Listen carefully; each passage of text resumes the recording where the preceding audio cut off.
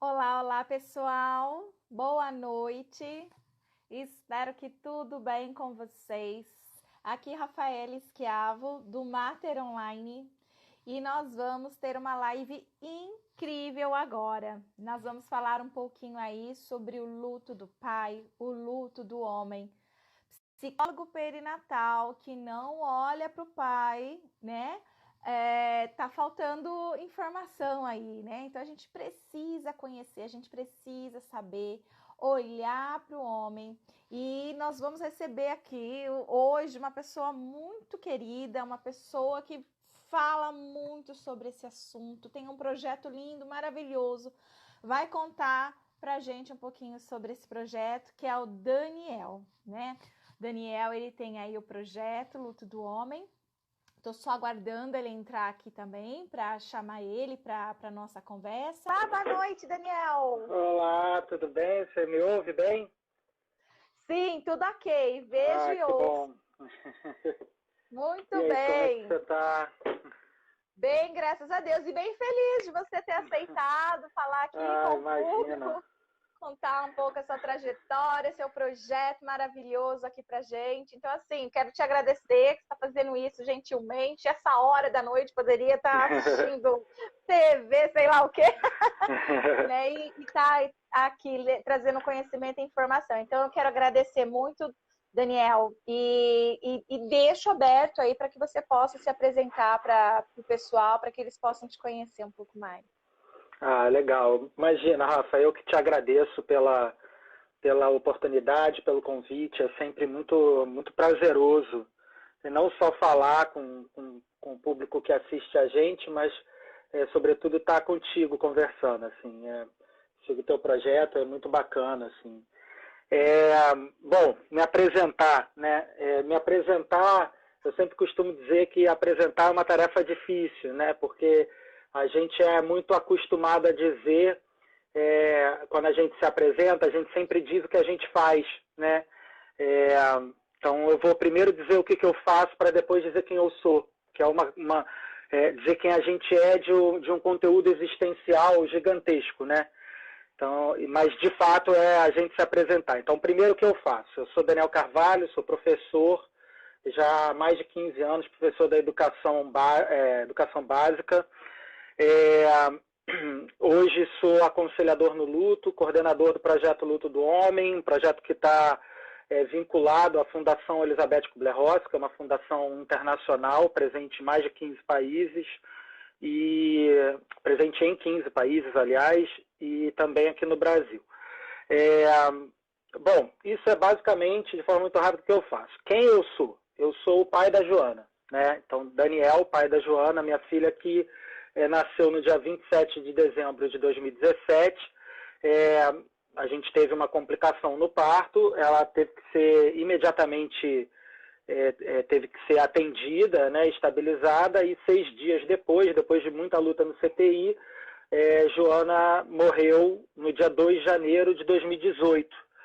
E isso foi um evento absolutamente, né, importante, fundador assim, de um novo Daniel, né? No fundo foi isso, assim. Eu gosto muito da frase do pai do João Pedro, esse menino que foi assassinado dentro de casa, né? Num evento aqui no Rio de Janeiro por conta da polícia.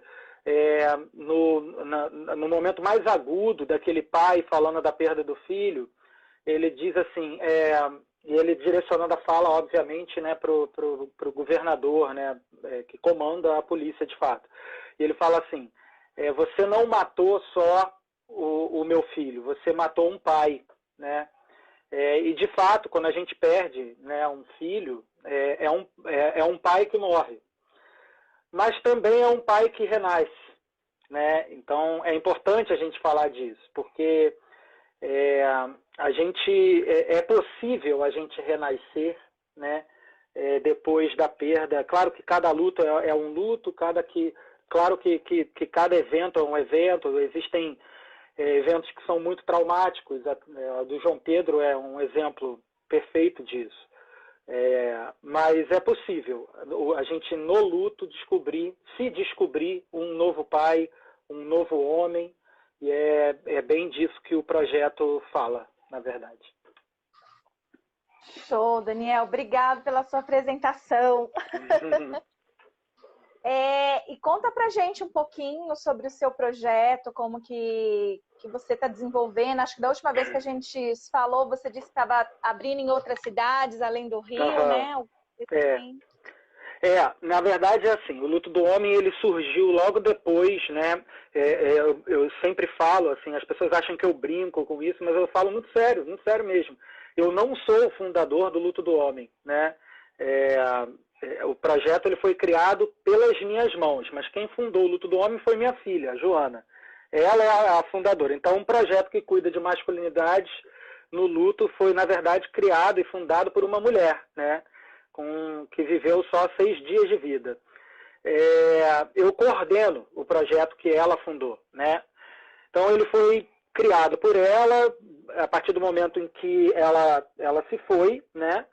E foi uma gestação, assim, né? Eu gosto muito dessas metáforas, né? Mas foi uma gestação muito grande. O projeto ele foi gestado durante 1 ano e pouco de preparação, né? E parte da preparação do projeto foi olhar para o meu próprio luto, né? Então, se eu estou me dispondo a me colocar num lugar de acolher o luto de outras pessoas, de outros homens, eu tenho que primeiro olhar para o meu luto. Então, foi uma gestação, acho que de quase 1 ano e meio, né, de planejamento do projeto, de entendimento do que era esse lugar, de descobertas, e de que não existiam no país absolutamente nenhum outro projeto com esse intuito, né, que pegasse esses atravessamentos.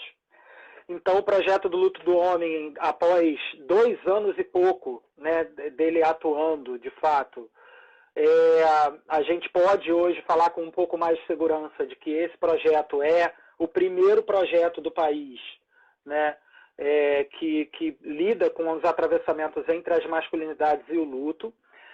E aí, então, a gente criou esse projeto, né? No fundo, ele começou como um grupo de acolhimento, né? Então, o Luto do Homem, em essência, ele continua sendo um grupo de acolhimento a homens enlutados, né? Então, a gente acolhe homens que estão em algum processo de luto. E aqui só uma ressalva bem rápida.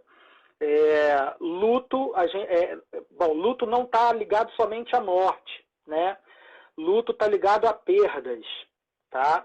Então, a gente acolhe absolutamente todos aqueles que se entendam como homens, então, homens em toda a sua diversidade, homens cisgênero, homens transgênero, homens intersexo, né? E também homens em toda a sua diversidade sexual, homens hétero, homo, bi, enfim.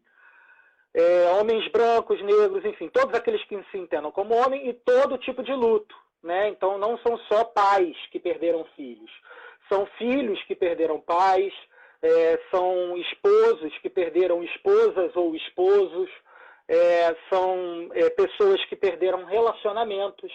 Às vezes a pessoa perdeu um relacionamento e está em um processo de luto, como já teve gente chegando no projeto, gente que perdeu algo, né? Gente enlutada, por exemplo, que circundou, não chegou a frequentar as rodas, mas circundou o projeto em relação à perda do Museu Nacional, porque tinha trabalho, projeto ali, né? Então, enfim, absolutamente todo tipo de luto e todo tipo de homem.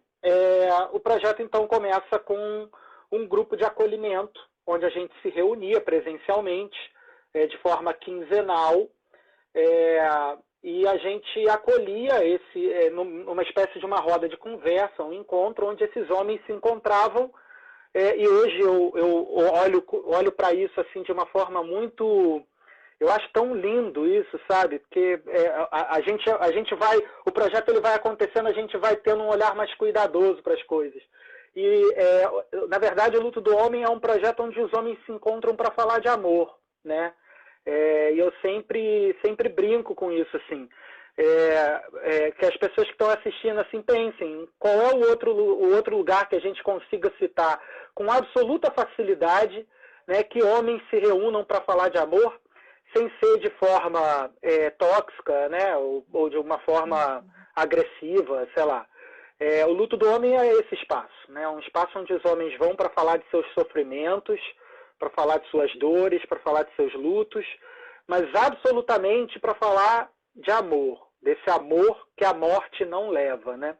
Hoje o luto do homem ele já está começando a expandir um pouco, né? Porque entende a necessidade de se colocar em outros lugares para além só do encontro. Então, isso foi um pouco acelerado por conta da pandemia, né? Então, a gente estava só em encontros presenciais. A pandemia tirou, por necessidade, tirou a gente do nosso lugar de conforto. E aí a gente agora abriu o projeto do Luto do Homem para encontros online. A gente formou o primeiro grupo online no início desse mês, já começamos com esse primeiro grupo, e daqui a pouquinho a gente vai estar abrindo inscrições para a formação do segundo grupo, né? Então a gente agora tem também os encontros online, onde a gente passou, inclusive, a ter a possibilidade de acolher homens do Brasil inteiro, porque até então do mundo inteiro, né? Do mundo inteiro, na verdade, basta que fale português. Uhum. E aí, então, está sendo muito rico e muito bacana, assim, né?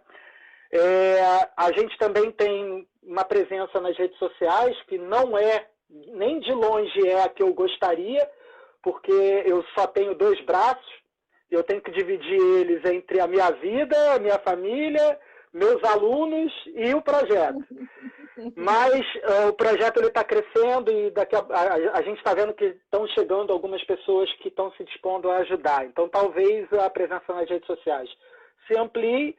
E agora também com um canal no YouTube, onde a gente está produzindo conteúdo, porque a gente entendeu, por uma questão de perceber como é que as masculinidades atuam no luto, a gente entendeu que muitos homens, a invisibilidade desse luto masculino ele é tão forte que muitos homens não enxergam o próprio sofrimento. E aí a gente falou assim, se eles não vêm até a gente, a montanha vai até Maomé. E aí a gente começou a produzir conteúdos, né, para que essa discussão, né, essa possibilidade de referenciar, né, de que esses homens tenham uma referência sobre essa questão, isso muitas vezes já é o bastante para esse homem, num momento de perda, ele conseguir olhar para si mesmo e se perceber como alguém que sofre. Então o projeto ele tem, assim, falei bastante, mas o projeto ele tem se ampliado nesse sentido, né? Ele, em essência, ele continua sendo, através de todas as suas frentes, um projeto de acolhimento a homens enlutados nesse atravessamento entre luto e masculinidade. Show! E você poderia falar um pouquinho para a gente sobre realmente essa invisibilidade, né, do luto do homem mesmo? Porque a gente vive numa sociedade onde que parece que quando o filho morre, ele é só da mulher, né? Falas como, olha, agora você vai ter que ser forte para apoiar a sua parceira, como de uma crueldade, porque ficou invisível esse homem. Esse pai, ele sai de cena. E ele tem que ser incluído. E muitas vezes a própria equipe de saúde faz isso, né? Não é só tipo sogra, sogra. A própria equipe de saúde, muitas vezes. Como que você vê sobre esse assunto? É muito legal você trazer isso, porque isso é uma das coisas mais importantes que a gente se coloca no projeto para discutir. Na verdade, assim, o que a gente começou a compreender, né? E eu comecei a compreender isso de um lugar muito meu, e depois eu fui pesquisar. Então, hoje, eu estou me encaminhando para a possibilidade de um doutorado levando esse tema como pesquisador, né? Então, que é importante, porque quase não tem nada no Brasil escrito sobre isso, né?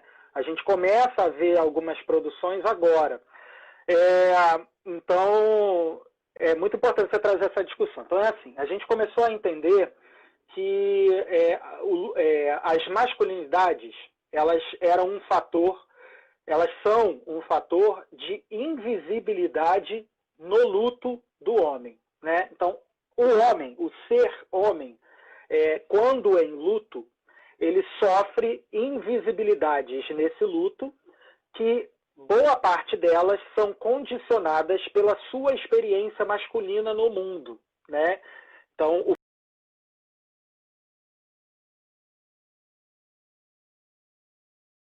fato dele ser homem faz com que muitas das suas questões no... Opa, não sei se foi eu que caí ou se foi o Daniel. Alguém consegue dar um feedback aí?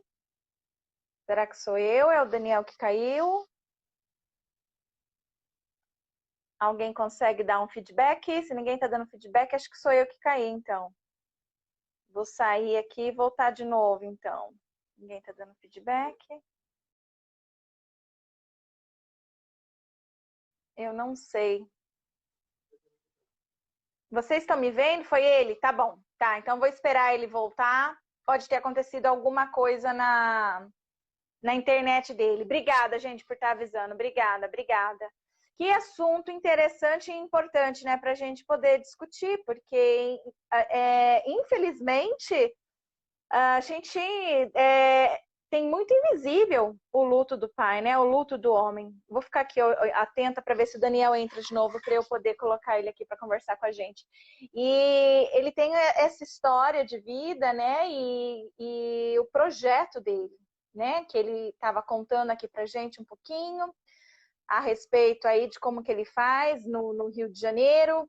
Achei bem legal, né, que agora ele está dando essa oportunidade também no online, que você consegue abranger aí pessoas do Brasil inteiro e até do mundo, né, para que essa voz do homem possa ser dada, né, possa ser realmente ouvida, né?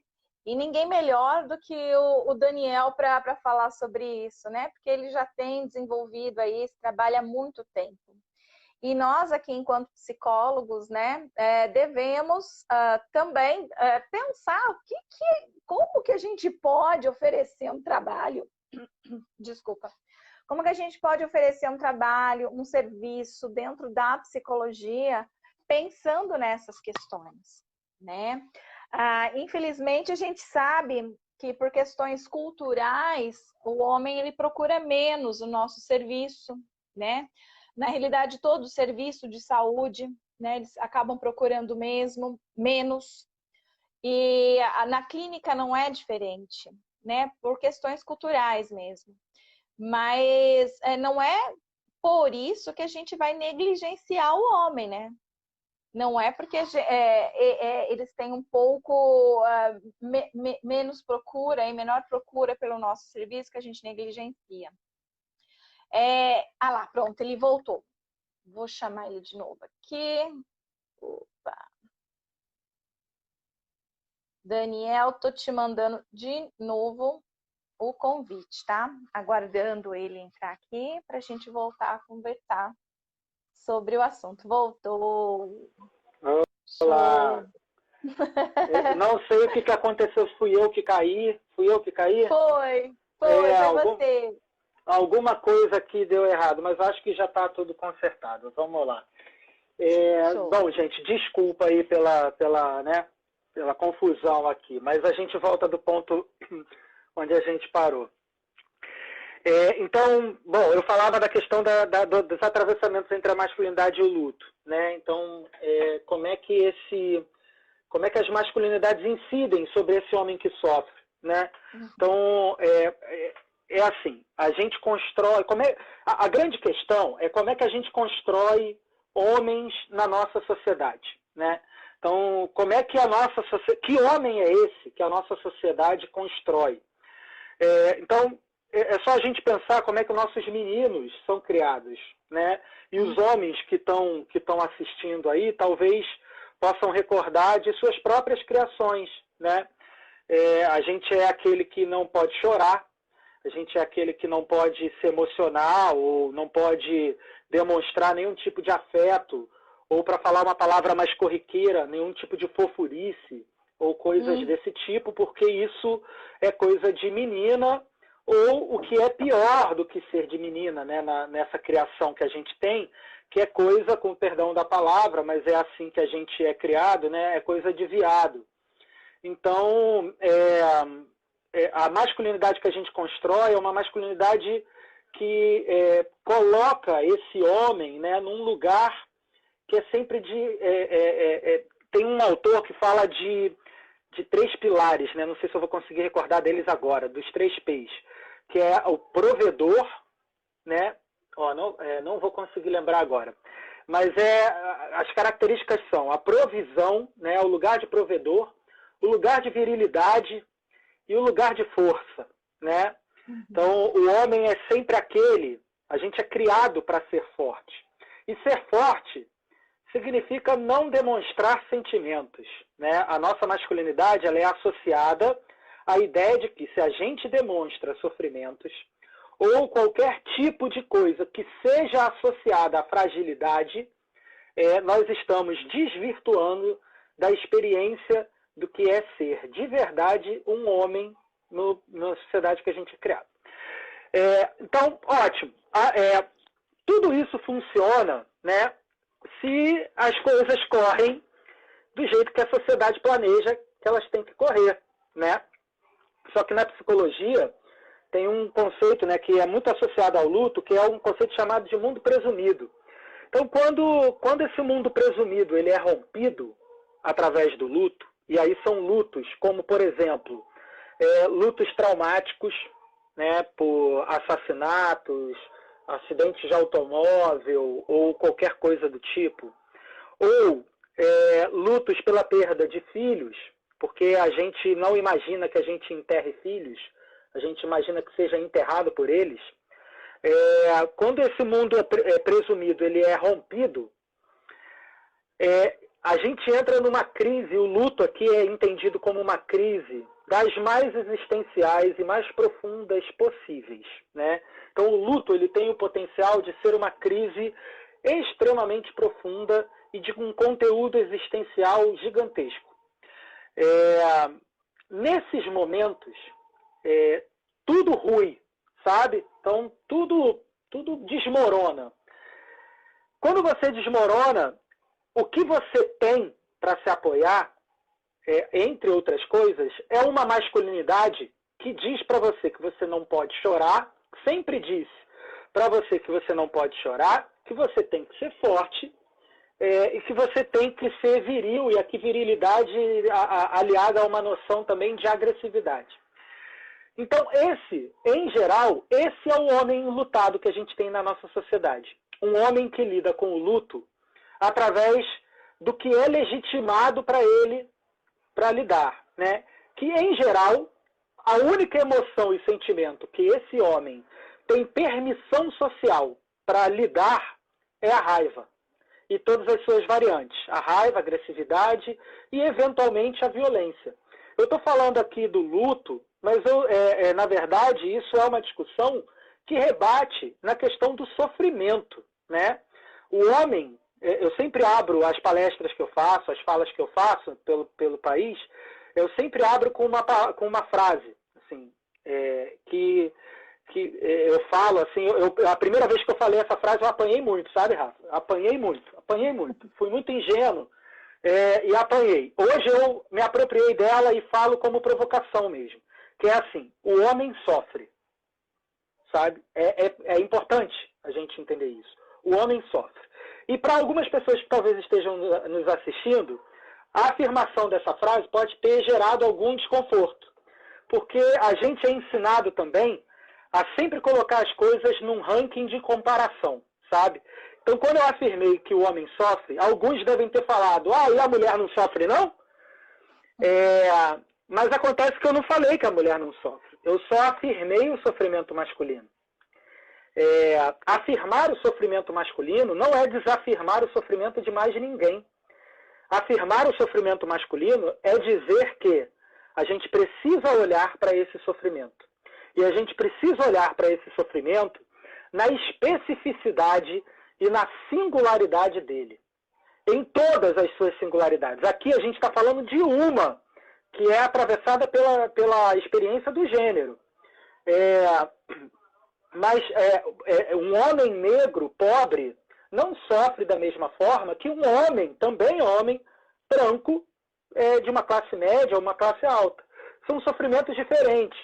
Então, dessa conversa toda, é importante a gente olhar para esses atravessamentos, sabe? Quais são as experiências pelas quais esse homem, né, passou em sua vida e que determinam a forma, de algum jeito, determinam a forma como esse homem vai se enlutar, vai enfrentar, ou, para usar o termo em inglês, né, coping, né, vai enfrentar mesmo o processo de luto.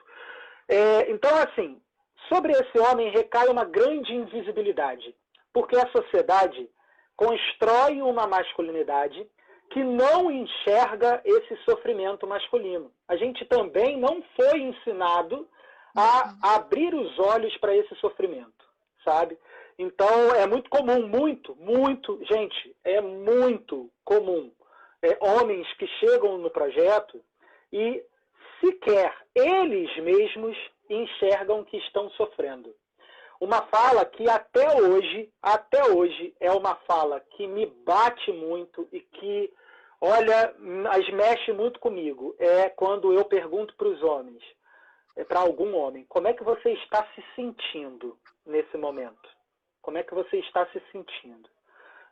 Eu participo de outro projeto também, fazer só um parênteses, eu participo de um outro projeto também, que é um projeto de perda gestacional e neonatal, e que tem uma presença muito maciça, massiva feminina, né? Então, as mães que perderam são a maioria nesse projeto. E é muito interessante se observar as diferenças, né, entre os gêneros. Existem estudos já científicos, é ciência, né? Não é achismo, não, que demonstram padrões de enfrentamento ao luto determinados pelo gênero, né? Então, estudos desde a década de 90, especificamente, mostram isso. Mulheres, se eu faço essa pergunta para mulheres, como é que você está se sentindo? Mulheres têm um repertório imenso para dizer como é que elas se sentem. Ah, eu estou triste, eu estou angustiada, eu estou isso, eu estou aquilo. Se você tenta explorar, tem uma metodologia específica que a gente usa, se você tenta explorar e perguntar de que cor é essa tristeza? Ah, ela é um azul, mas um azul turquesa, com toques, sabe? Tem uma facilidade imensa. No projeto, com homens, tem homens que eu faço essa pergunta e eles respondem, não sei. E isso, para mim, é algo tão significativo, porque eu ouvi isso uma vez de um homem idoso, de mais de 60 anos. E imagina isso, um homem que passou a vida inteira, já tem 60 e poucos anos de vida, e ele não consegue saber como ele se sente. Ao contrário, homens enfrentam o luto de uma forma mais pragmática. Alguns estudos descrevem isso, por mais que isso no português gere um certo desconforto na tradução, mas homens enfrentam o luto de forma mais ativa. Então, homens sabem fazer bastante. Então, o homem, logo depois que perdeu, ele vai trabalhar, ele começa a tocar um projeto, vai fazer marcenaria, faz um curso novo, faz um monte de coisa. Agora, sentir, eles não sabem. Então, o que a gente faz no projeto é tentar dar visibilidade a esse sofrimento através do que falta a esse homem, né? Então, através tentando criar ele para ele mesmo, a gente só facilita um repertório emocional para que ele entenda que ele é também uma pessoa naquela equação do luto, onde toda uma família está sofrendo, ele também é alguém que sofre, né? A partir do momento, e aí eu já encerro a minha fala, a partir do momento que esse homem se enxerga como alguém que sofre, então ele percebe que há um espaço dentro dele, essa é uma palavra que eu uso muito, espaço. Há um espaço dentro dele para o sofrimento, ele não só não abre mais mão desse espaço, como ele busca ampliá-lo dentro de si e para fora de si. Então ele passa a cobrar, né, de várias formas, algumas sutis, outras nem tanto, esse espaço para o sofrimento que ele tem, que ele passa a perceber que ele tem, né? Então, enfim, daria para falar bastante coisa. Teve gente aí perguntando, ouvindo comentário, tem curso, né, sobre isso? Por enquanto não, mas a gente está terminando essa semana de construir um curso sobre essa questão. Então aí vai dar tempo da gente falar, porque eu falo pra caramba, gente. Que beleza, que delícia! E vai ser pelo projeto mesmo, Luto do Homem?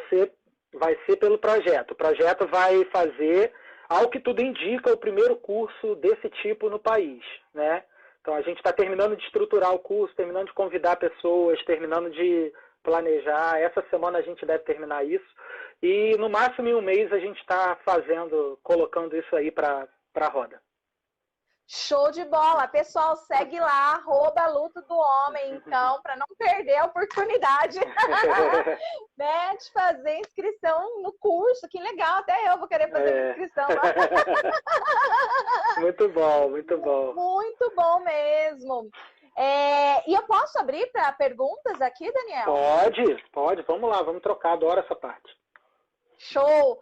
Então, pessoal, vamos aproveitar agora e fazer algumas perguntas aí que vocês possam ter levantado aí durante a fala do Daniel, né? Porque é muito importante a gente poder olhar para esse lado, porque aqui a gente fala da psicologia perinatal, então dá uma impressão que o psicólogo perinatal trabalha só com mulher, é só a mãe, e não é, né? Não. Tem tudo que o Daniel trouxe agora aqui pra gente, né? Tem que olhar para o homem, né? E o homem, ele não sabe sentir. Quando ele sente, ele expressa com agressividade, porque é a forma que a cultura, né, foi ensinando para ele como se expressar. E aí, então, é importante a gente poder acolher e analisar, né? E não dizer, olha, esse homem está insensível porque fez isso ou aquilo, mas entender, ele está pedindo socorro, né? A forma dele se comunicar, dele se expressar. Tem algumas questões aí, né? Em geral, né, o homem ele aprende que por essas características da masculinidade, né, como as masculinidades são construídas, né, o homem, em geral, ele encontra um ambiente no luto em que ele muitas vezes ele tem que se silenciar. Isso aconteceu comigo. A minha história pessoal ela é muito comum nesse sentido, mas ao mesmo tempo incomum, né? Eu já me explico. Quando a Joana teve uma complicação na hora do parto, né, assim que ela estava a termo, estava saindo, enfim. Sobre isso, até mesmo na questão da parentalidade, assim, até me ocorreu aqui agora uma questão que eu acho que vale a pena falar, até pela característica do teu público. Quer dizer, durante a gestação, olha como é que as masculinidades incidem, né? Eu estou vendo o pessoal perguntar, muita gente perguntar sobre algum livro. Eu já indico, tá, gente? Podem ficar tranquilos que daqui a pouco eu passo aí algumas referências para vocês. Então, assim, como é que as masculinidades elas pesam, né, sobre essa experiência e especificamente sobre a parentalidade? Durante a gestação, isso é uma experiência muito comum, tá, a vários homens. Durante a gestação, a gestação da minha esposa foi absolutamente tranquila, absolutamente nenhuma intercorrência. Então, eu escutei durante a minha esposa, né? Assim que ela recebeu a positividade do teste beta-HCG, ela já imediatamente ela foi legitimada e vista como mãe. Mas foi imediato. A sociedade enxerga a maternidade da mulher, né? Assim, de forma muito imediata. E isso vem, não pensem vocês que isso só vem com coisa boa, não. Vem com muita cobrança. As mulheres que estão aí assistindo podem falar sobre isso melhor do que eu. Vem com muita cobrança, né? Essa maternidade muito cedo, né, na gestação, vem com uma cobrança de não pula, não sobe escada, o que você está fazendo, você é uma irresponsável, não toma esse chá, não bebe não sei o quê. Quer dizer, vem com uma série de cobranças nesse lugar da mulher, né? Então é muito pesado, isso é muito pesado. Eu vi a minha esposa nesse lugar e eu do meu lugarzinho aqui de longe eu vi o quanto é pesado isso para ela. Mas olhando para a questão específica da legitimação e da visibilidade, a mulher é imediatamente vista e legitimada como mãe. O pai não. Eu durante a gestação eu escutava que eu não ia saber o que era ser pai durante a gestação. Não adianta. Daniel, você não vai saber. Você vai botar a mão na barriga, você vai ver a ultra, você vai ver mexer, você vai não sei o quê, no chá de bebê, não sei o quê. Não adianta, você não vai saber isso, você não vai saber o que é ser pai. Você vai saber o que é ser pai, as pessoas me falavam isso, tá? Você vai saber o que é ser pai, e as narrativas variavam entre 3 coisas. Que era, eu ia saber o que é ser pai, ou quando eu ouvisse o choro pela primeira vez, ou quando eu cortasse o cordão, ou quando eu pegasse no colo.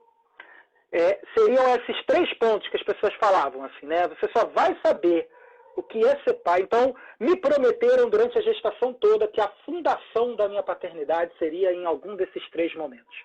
Acontece que eu não cortei o cordão, o choro não aconteceu, e quando eu peguei a minha filha no colo pela primeira vez, ela já tinha morrido. Então, teve um momento que eu olhei, e eu olhei assim, eu falei, então eu não sou pai? Então a minha esposa, ela foi mãe durante esse tempo todo da Joana, e eu não fui pai? E aí veio a raiva. E, gente, eu sempre falo, a raiva ela é positiva e necessária. Porque se não fosse essa raiva nesse momento, a gente não estaria aqui falando. O projeto não teria acontecido e eu não teria me tornado o que eu sonhei para ser, que é pai, porque eu sou pai. Então, eu comecei a olhar e falar assim, não, isso está errado. As pessoas, quando a Joana ainda estava no CTI, as pessoas chegavam lá no hospital para visitar a minha esposa no quarto e eu ficava de porteiro, né, no quarto. A minha função era essa. Eu tinha que cuidar dela, né? As pessoas, todo mundo enchia meu saco com isso. Assim, você precisa cuidar dela. Você precisa ser forte por ela. As pessoas chegavam no quarto e antes de entrar, as pessoas perguntavam como é que ela está. E não me davam um bom dia, não queriam saber de mim, como é que eu estou. Não, como é que ela está. As pessoas queriam saber dela. E eu falava. E eu também, completamente invisibilizado da minha dor e do meu sofrimento, eu não enxergava também nada. Eu estava revestido do meu papel de homem, né? E eu respondia, eu falava, não, tá bem, você precisa ser forte por ela, pode deixar, tô sendo forte, não sei o quê. Eu era aquela rocha, né? Só que eu tive um privilégio, eu tive um grande privilégio de ter a esposa que eu tenho, porque ela foi o meu primeiro espaço. O primeiro espaço que eu tive no meu sofrimento veio de uma mulher, da minha esposa. As pessoas entravam no quarto perguntando por ela e saíam perguntando por mim.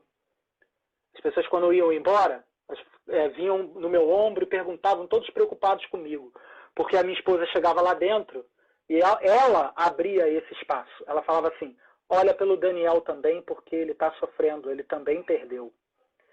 E aí, quando as pessoas saíam e perguntavam para mim, né, como é que eu estava, eu tinha que parar e responder. E para responder, eu tinha que parar e me olhar. E quando eu passei a me olhar, eu descobri que eu estava sofrendo pra caramba. E aí foi esse espaço que foi aberto que me permitiu olhar para esse sofrimento, entrar em contato com ele e através dele, numa longa trajetória que obviamente não vai dar tempo de contar aqui, me fez descobrir um amor absolutamente incondicional pela minha filha. E eu sempre digo assim que a morte, isso é uma coisa que eu descobri nessa trajetória, né? A morte leva tudo, tudo. Ela pode levar tudo, tudo, tudo. A morte leva a roupa, porque eventualmente você doa a roupa. Se você deixa a roupa, a morte, aquela roupa passa a ter um significado específico na tua experiência. A morte leva tudo, leva o corpo. A morte pode até levar as lembranças. Tem uma coisa que a morte não adianta, gente. A morte não consegue levar, que é o amor. O amor não morre. Esse é o lema do projeto, é uma frase que a gente fala muito e que quando os homens aprendem isso lá, eles começam eles pegam isso para a vida, sabe? Eu lembro de um encontro que eu fui em Pernambuco, a convite de um grupo que tem lá de perda gestacional e neonatal, e um dos homens, quando eu falei isso, né, eu estava facilitando a reunião nesse dia, e quando a gente chegou nesse ponto e eu falei, esse homem levantou e ele dava pulos, e ele gritava, sabe, de felicidade. Ele começou a chorar, ele gritava de felicidade. Era um homem que tinha perdido uma filha também. E ele gritava de felicidade porque ele falou, eu acabei de descobrir que eu posso continuar sendo pai e que eu acabei de descobrir que eu ainda amo a minha filha e que eu sinto muita falta dela, é óbvio, que eu estou em luto e eu sofro bastante com isso, mas eu ainda amo a minha filha. E ele dava pulos e ele gritava de felicidade, sabe? Então, eu acho que é isso, assim. Por isso que eu falei lá atrás que a gente se encontra para falar de amor. No fundo, é isso. O projeto, ele é um lugar onde a gente se encontra para falar de amor, né? Então é isso, sabe? Esse lugar da masculinidade, ele tem o poder de apagar isso tudo, sabe?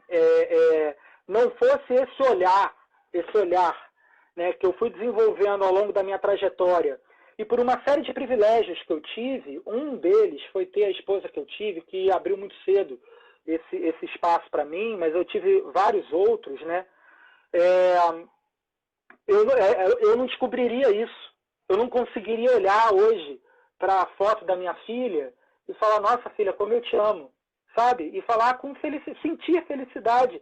Essa felicidade, é claro, ela vem com muito sofrimento, ela vem com muita dor também.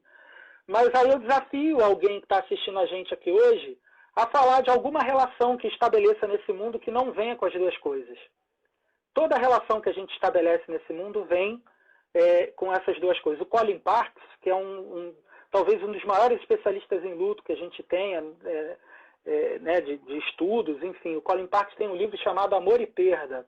Esse livro ele abre, se não me engano é na introdução, ou no capítulo 1, não sei, mas é logo na abertura do livro, o primeiro parágrafo ele fala isso, que amor e perda, ou aqui pra gente, amor e luto, amor e sofrimento, amor e dor, né, são duas faces da mesma moeda. Não é possível a gente ter essa moeda sem ter os dois juntos.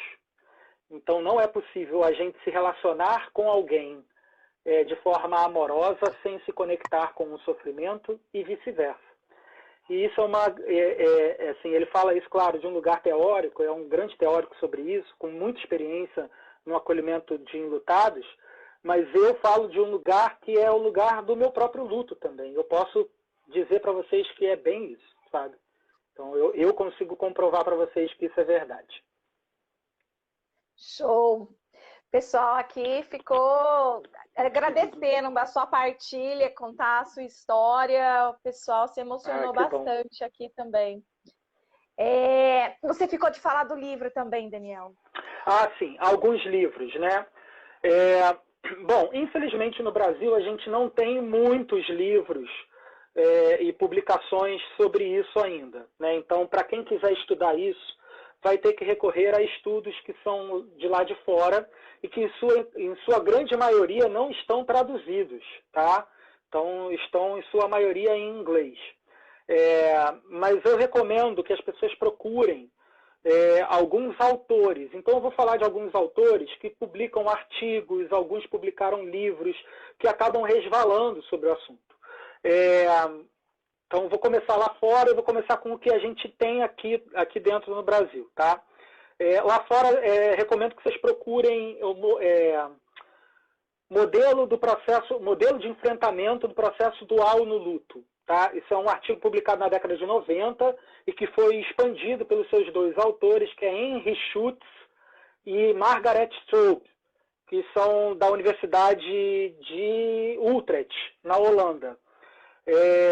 Eles publicaram um estudo onde eles desenvolveram modelos. Existem vários modelos de enfrentamento ao luto. O próprio modelo da Elisabeth Kubler-Ross, onde o projeto está vinculado na sua fundação, né? Que é aquele modelo mais conhecido, que é o modelo, o pessoal conhece como modelo das 5 fases, mas que na verdade a Elisabeth nunca elaborou como modelo, né? Ele é muito mal compreendido, né? Então, não são 5 fases, são bem mais. Ela chegou a falar até em 18 fases, né? que as fases não são estágios, como as pessoas gostam de traduzir, como se fosse uma escada, né? Você passa por um e depois por outro. Não é isso. Só lembra o pessoal essas fases? Essas fases são, vamos ver se eu sei de cor. A negação, a raiva, a barganha,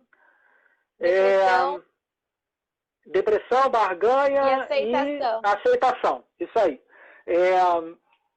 Então, a Elizabeth, ela estudando os pacientes ao fim da vida, ela percebeu que tinham padrões, né, de enfrentamento a essa finitude, e ela elaborou essas fases, né, mas que são fases que às vezes se misturam. Tem gente que não tem uma ou duas, ou tem gente que não tem nenhuma, né?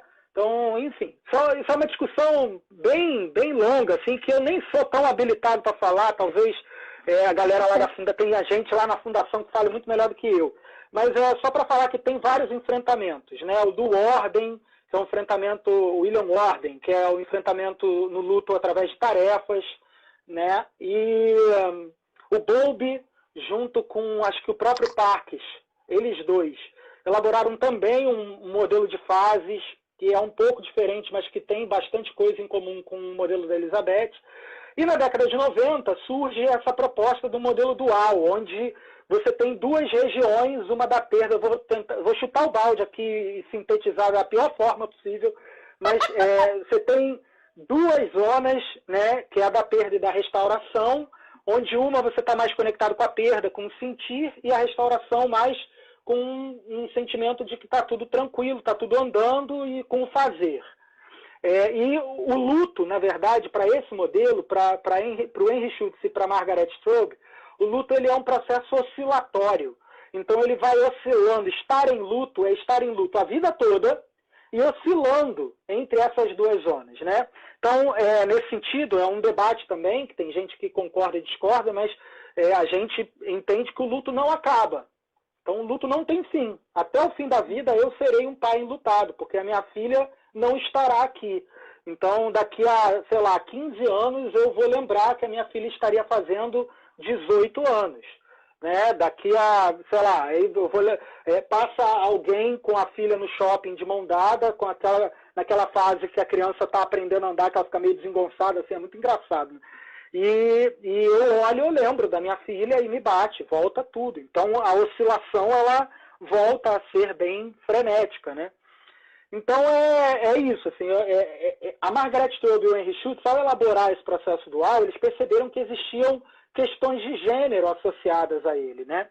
E aí eles também passam a escrever bastante sobre isso, não de forma tão aprofundada, sabe? Uma coisa assim, tipo uma tese de doutorado, sabe? Mas passam a perceber que há padrões de gênero. Quem também publica sobre isso lá fora, talvez seja a maior referência sobre a questão do luto, dos atravessamentos entre luto e gênero, é o Kenneth Doka, que é um psicólogo americano. Ele hoje já deve estar lá na faixa dos 60 para 70 anos. E ele publica um trabalho que, se não me engano, tem o nome de Luto e Gênero, né? Grief and Gender, se não me engano. Porque o trabalho mais conhecido dele é com relação ao conceito de luto não reconhecido. O luto pela perda gestacional e neonatal, que é o meu caso, ele é considerado um luto não reconhecido, um luto não aceito, um luto não visibilizado pela sociedade, né? As pessoas não querem visibilizar e legitimar o luto pela perda de um filho que morre na hora que ele deveria nascer. Então é muito deslegitimado. O luto do homem, nessa perda, ou seja, o meu lugar, ele é um lugar de um luto duplamente não reconhecido. Porque o luto do homem, ele sofre todas essas invisibilidades que a gente já falou. Então, o Kenneth Doka, ele, ao entender que havia essa questão social associada ao não reconhecimento do luto, ele passa a enxergar que o gênero é um grande fator de não reconhecimento social desse luto. E aí ele passa a estudar. Inclusive tem um artigo que ele publica com um olhar específico para as masculinidades e que eu super recomendo. Quem quiser isso, entre em contato com a gente lá no projeto. Eu vou ver se de repente eu coloco lá na página uma página só de referências. Enfim, a gente pode dialogar depois, tá? Legal. Mas no curso que está vindo, isso tudo vem a reboque. Aqui no Brasil, então assim, eu recomendo Kenneth Doka, Margaret Straub, Henry Schutz, recomendo o próprio Parks, e tem mais alguns outros trabalhos que agora assim a cabeça não vai deixar lembrar. Aqui no Brasil a gente tem um trabalho que eu acho que é pioneiro, assim, acho não, ele com certeza ele é pioneiro, que acho que ele foi publicado uma dissertação de mestrado que acho que tem 2 anos, da minha queridíssima amiga Érica Quintães, que foi o primeiro trabalho que no Brasil desenvolveu esse olhar para a questão do luto paterno na perda gestacional e neonatal, né?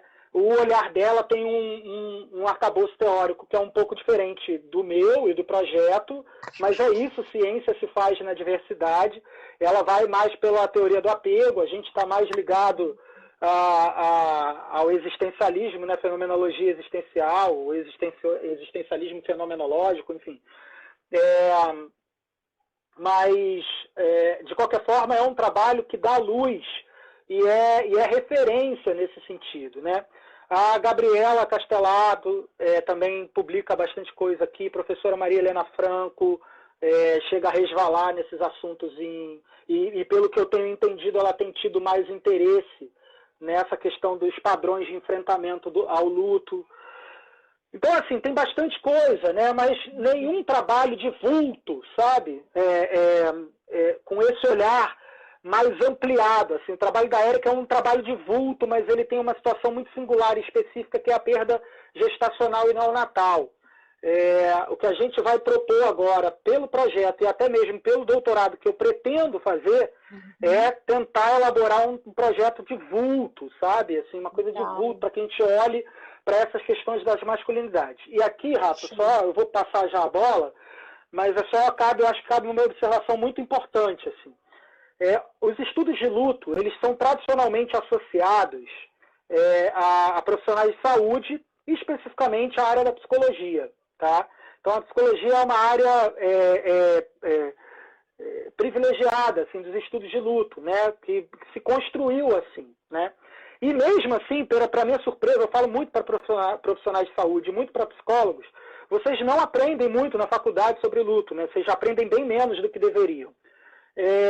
Mas, de qualquer forma, o campo do saber que estuda luto tradicionalmente é a psicologia.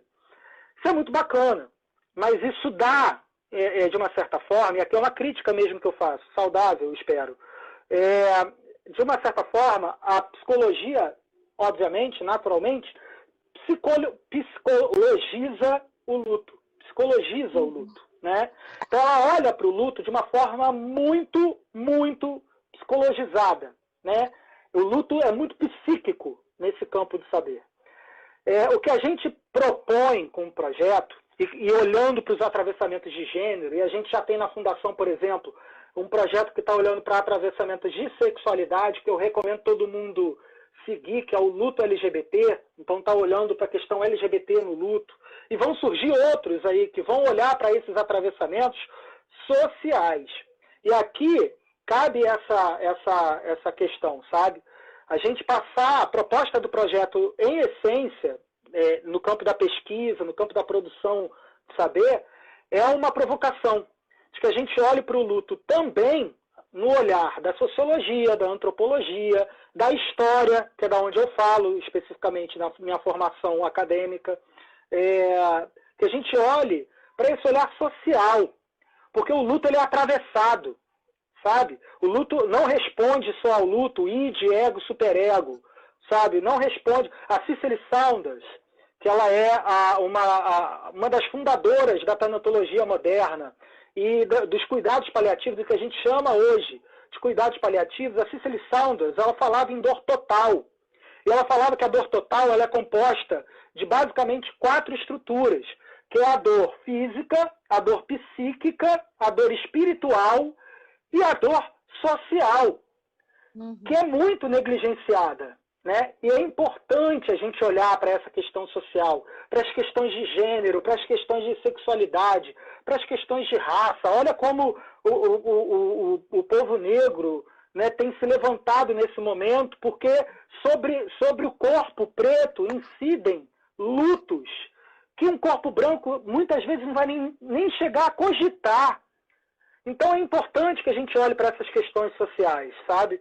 E o projeto do Luto do Homem é uma grande proposta nesse sentido, de que a gente olhe para a condição social de ser homem, né? Então, ser homem no nosso país, na nossa sociedade ocidental, determina, em alguma medida, a forma como eu vou enfrentar esse luto, né? Causando invisibilidade, causando sofrimento escondido, causando silenciamento. Né? Homens se silenciam muito. E aí eu costumo dizer que o silêncio do homem enlutado, muitas vezes, é um grande grito de dor. Porque ele está se silenciando, muitas vezes, para a companheira, para o irmão, para a mãe, para os filhos. Então, esse silêncio ele vem determinado pela experiência masculina, sabe? Então, é isso. Eu falei pra caramba, gente. Desculpa.